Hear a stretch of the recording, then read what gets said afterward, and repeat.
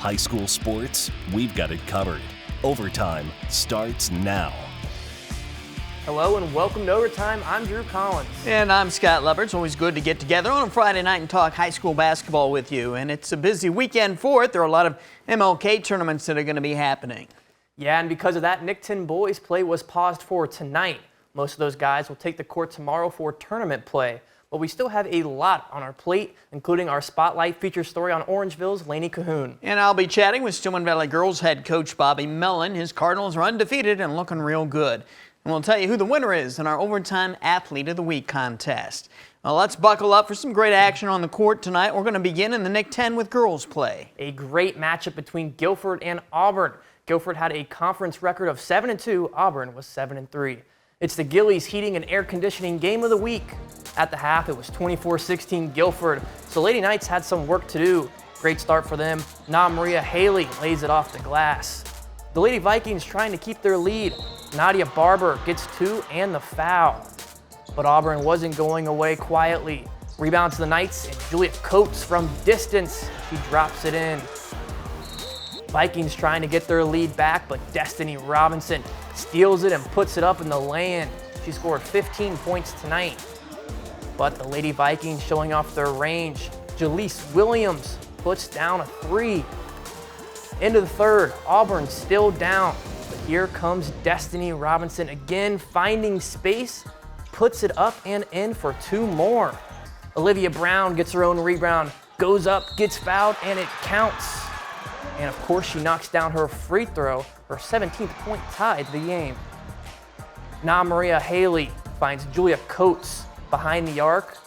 She drains this three, and of course the boys team were in attendance and were loving the comeback. Look at this right here, love the support. But Guilford still had time. Jaleese Williams over to Hannah Jordan in the corner, and she drills it with 4.7 seconds left, but they had to foul. Destiny Robinson made them both. Guilford down by three with one final heave off the inbound. But it's picked off at the midcourt, and the Lady Knights complete the comeback. What a finish. Auburn wins it 48-45. Great game of the week there at Belvedere. How about this matchup? Peyton London and the Pretzels against Emma Pearson and the Lady Bucks. Freeport won their first meeting earlier in the season. Another key player, though, missing from this game, Freeport guard Aaliyah Martin, nursing an injury, and we do wish her a speedy recovery. Ariana LeBeau gets us started with the highlights, drilling a three-pointer. She had a night. She had 23 points. Pearson had quite the first quarter. Here she is driving on London for the basket. Pearson then is going to sink a three-pointer. And then she'll come right back with another three. Pearson scored 13 points in the opening quarter.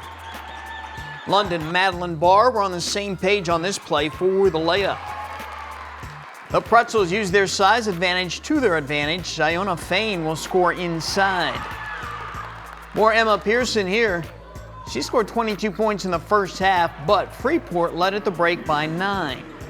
Second half now, Maddie Davison was huge for Freeport with her three-point shooting. Cans that one.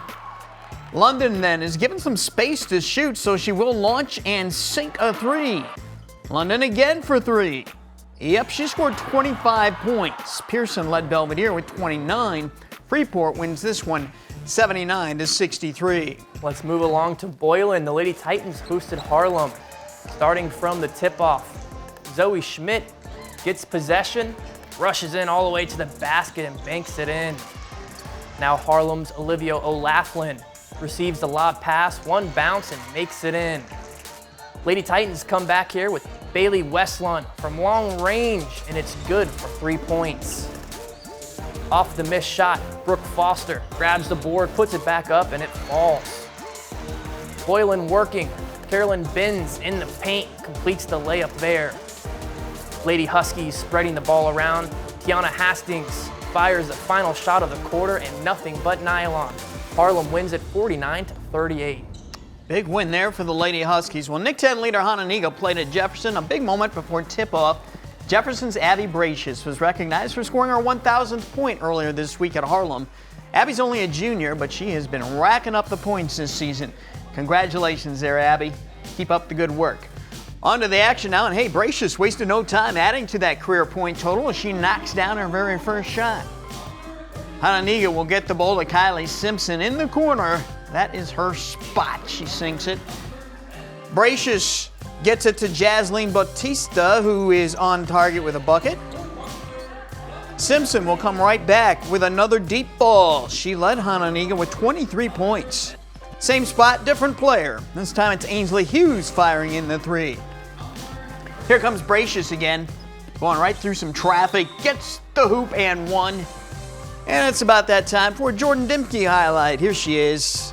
Watch her with the right-handed shot up and in. That was a nice one. Hananiga wins it 68-32. The Indians are now 10-0 in conference play. In the other Nick 10 girls game tonight, Belvedere North won at home against East 57-34. Last week, we launched our new Athlete of the Week contest. On Monday nights on the news and social media, we announced 4 finalists. The rest is up to you. You then vote to decide the winner. And we announced the winner right here on Overtime. So let's do it. Let's get to it. Athlete of the Week brought to you by McCloskey, Kessler, and Associates. Our 4 finalists were South Beloit's Ross Robertson, Auburn's Caden Dozie, Belvedere's Emma Pearson, and Dixon's Darius Harrington. And the winner is Ross Robertson. He received 34% of the vote, just edging out Emma Pearson. She received 32%. Congratulations to Ross Robertson, our Overtime Athlete of the Week. We have more highlights to cover later in the show and our spotlight story on Orangeville's Laney Cahoon. Up next, though, I'm going to sit down with Bobby Melon to learn about his undefeated Stillman Valley Cardinals. You're watching Overtime.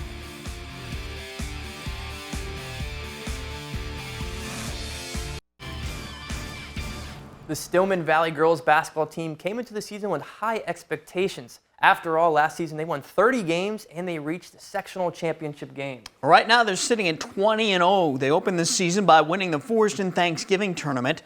Right after Christmas, they also won the very deep Dixon Holiday tournament. Let's learn more about these talented Cardinals as I visit with head coach Bobby Melon. Bobby, you're having another great season here, your girls are. Here we are as we sit in the middle of January. Is everything going according to plan so far?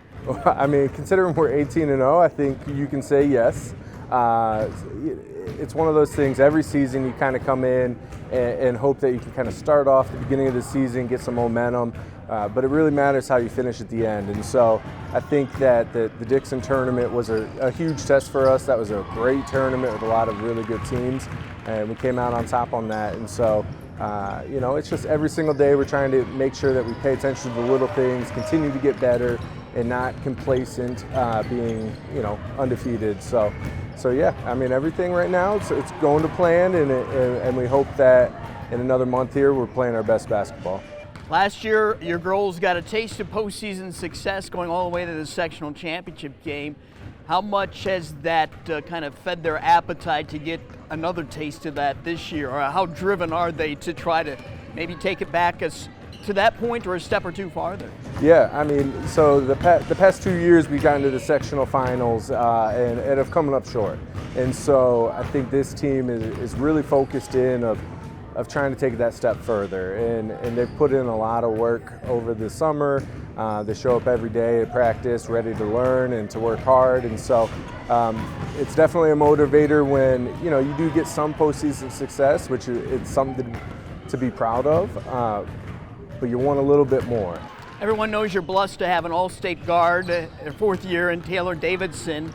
And now it appears you're blessed to have another pretty special talent in a freshman in Lillian Green, who again impressed me tremendously down at the Dixon tournament. How well do those two complement each other on the court, and how nice is it to have Taylor to kind of maybe mentor Lillian a little bit? Yeah, I mean, it's exactly that point of, you know, there's no one better to kind of show you the ropes of high school basketball of someone that's done it. And so Lillian gets to come in and, you know, kind of follow and Taylor, you know, whatever she's doing. And in drills, they're kind of always matched up with one another and making each other better every single day.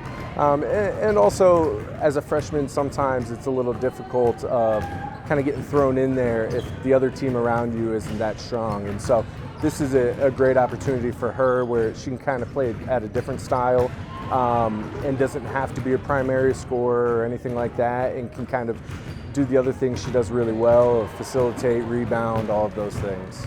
Brooke Jordal and Amelia Dunseth, I can't do this interview without mentioning them because they've meant so much to your program.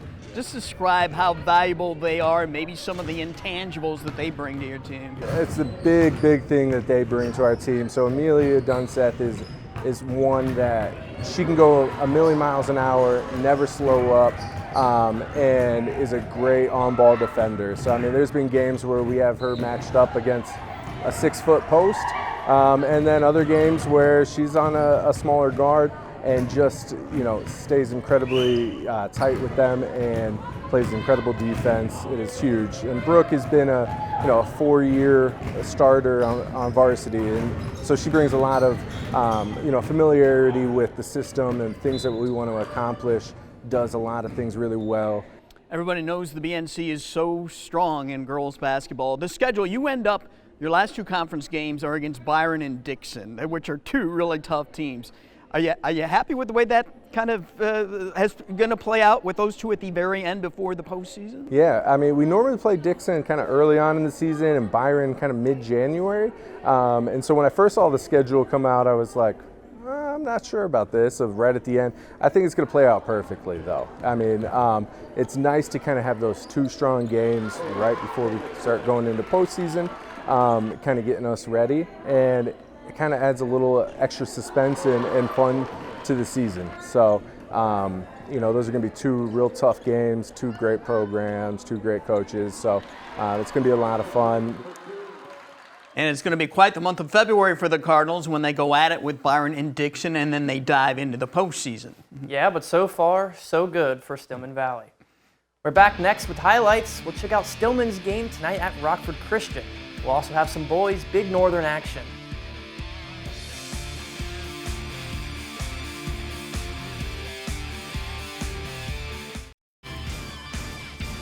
We just learned a lot about the Stillman Valley girls basketball team from Coach Melon. And now we're going to show you what they look like on a game night. The Cardinals played a Big Northern Conference game at Rockford Christian. RC is a solid team this season. They were 11-5 at the start of the night. Amelia Dunseth, we just talked about her, gets us started for Stillman as she drains one from downtown. Later, it's Brooke Jordal going to get the ball. She'll try from long range. That's right there as well. Cardinals went on a bit of a run to start this one. Brooke Jordal again going to drop in another 3. And the ball hits all sides of the rim with that one. But the Royal Lions will begin to fight back. Shea Ludwig going to get some space under the hoop and get it to go. But they seem to have no answers for Stillman as Amelia Dunseth will drop in another 3. Lillian Green then going to work for some positioning down low. The spin move drops in for 2. And then Tegan Lawver going to get one back for RC under the hoop. Now after Stillman turnover, Lucy Gargani going to take it off on the fast break ahead of the pack. But look at Taylor Davidson. Great hustle to get back there to do a LeBron and block it. It was that kind of night for Rockford Christian as Stillman wins it 68-45. Let's stay with the Stillman Valley theme and check out the boys. They had a Big Northern Conference game at Kingston. Everybody welcome in Hayden Hodgson. Double H dropped a 20 bomb and only played 3 quarters. Now here's his partner in crime, Marcus Johnson. Drives to the hoop and rolls it off his left hand. Gotta love a strong left hand finish. Now watch Uno snag this ball in midair, looking like Jamar Chase rocking the number 1. And now the righty roll. Marcus scored 17 through 3 quarters. Beautiful head fake sends his man flying. Textbook move, read all about it. Marcus drives. Gonna kick, and of course he's gonna find Double H for another 3 ball. Genoa Kingston was up by a ton. Benched their starters by the 4th quarter. That still gave Uno a little more time to keep battling for some more points. JK dominates the Cardinals 68-43. Right now, the team to beat in the Big Northern Conference boys race appears to be Rockford Christian. The Royal Lions defeated Dixon right before Christmas. They beat Rockford Lutheran this past Monday, although that was a non-conference game. Tonight, they were back on the court in Oregon. Rianne Weil was courtside for that one. She joins us now. Rianne? Hey guys, the Royal Lions were 15-0 coming into tonight. They put up a lot of points behind their guard tandem of Eli Dodery and Christian Cummings. They were out to get another W tonight at Oregon. And like you said, the Royal Lions were looking for their third win of the week, and Oregon gave them a little bit of a battle. Now we know Rockford Christian has a lot of speed. Here's Christian Cummings with his first three of the night. Perfect swish there. Now off a long pass from Cummings is Brody Carlson, who fights his way to the rim. He led the scoring tonight with 17 points. Now, one thing I really like about this team is they're all about the defense. They overpress teams and it works out, like this steal from Chase Longley that ends in an easy basket for Dodery to catch and dump in. Oregon continuing to fight though. You're gonna see some good teamwork coming up here. See, getting it around, gets a shot off, but it's the effort by Tucker O'Brien that's gonna get the rebound and score. Just a great job getting first to it off the boards. Now how about some more Cummings to Dodery magic? Cummings not even looking where he's passing, and Dodery with the beautiful finish. Talk about a dynamic duo. Now this will really help seal it for Rockford Christian. There's going to be some pure aggression to the hoop here for Cummings. A couple defenders on him too, but he still gets it off, and he finished with 15 points. And why not show off the defense one more time? This time is Cummings to a wide open Dodery who finishes off. He added 14 points to the scoring, and the Royal Lions cruised to a 55-40 victory and improved to 16-0. Now those Royal Lions are now 3-0 in conference play. The Big Northern Conference better watch out because they just keep getting better. Guys, back to you.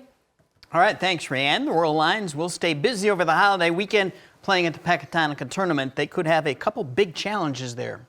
They could face Eastland in the semifinals and then Pecatonica in the championship game. Both those games would be played on Monday if those teams all win in Saturday's early bracket play. Let's take another quick break. Up next in our Spotlight segment, we focus on Orangeville's Lainey Cahoon.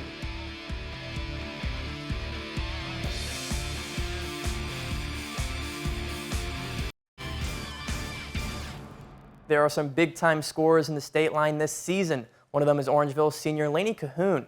She has had some eye-popping performances by combining her talent with hustle. Let's meet Lainey in our Spotlight segment, brought to you by Benchmark Exteriors. In Orangeville, there has been some girl star power over the years for the Broncos. This year, senior Lainey Cahoon has taken the leadership role for Orangeville. Lainey is closing in on 2,000 career points and has more than 500 steals.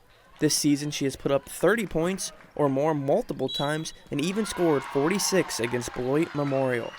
How did it feel to score 46 points in a single game? I honestly, when I was playing, I wasn't even really thinking about the points. It was just kind of a heat of the moment thing. So after the game, when Jay told me that I scored that many, I was like, wow, like it didn't even feel like that. But you have those games where you just feel it and everything goes in. I was like, it's one of those games. So last year, she helped her Broncos to a 30-3 season and won the NUIC North for her third straight year. Orangeville has graduated her cousin Whitney Sullivan, who now plays at Tulsa. The loss has been significant, but it has also opened up other parts of Lainey's game. She was definitely like my other half kind of on the court. It felt like we've played with each other since we were so young, but without her, I know that we don't have that inside presence, so we really need to step it up when it comes to driving. I can't just like concentrate on shooting the three now, which was kind of what I was known for the past seasons, and I need to be more aggressive, so I think that's kind of what changed. You know, Whitney was a player inside outside, and last year she was more of an outside shooter or something like that, and this year it's just that she's had to adapt, which was always there. Coach Doyle has seen her grow as she has been a 4-year starter on varsity. Lainey gives thanks for her older siblings and parents for being the reason why she's always been prepared and one step ahead. You know, when she came in as a freshman, she had to kind of step into the role right away, into the fire, we would call it. As a freshman, she started since day one. I think the biggest thing, she was accepted by the older girls. She proved that she belonged, and now in year 4, she's really showing individually and as a leader what she's all about. Well, growing up, I had older siblings that played sports, so I've always kind of been around like the athletic portion of it. I've always been at games, whether it's just playing with their younger siblings. I feel like I've always wanted to win, so.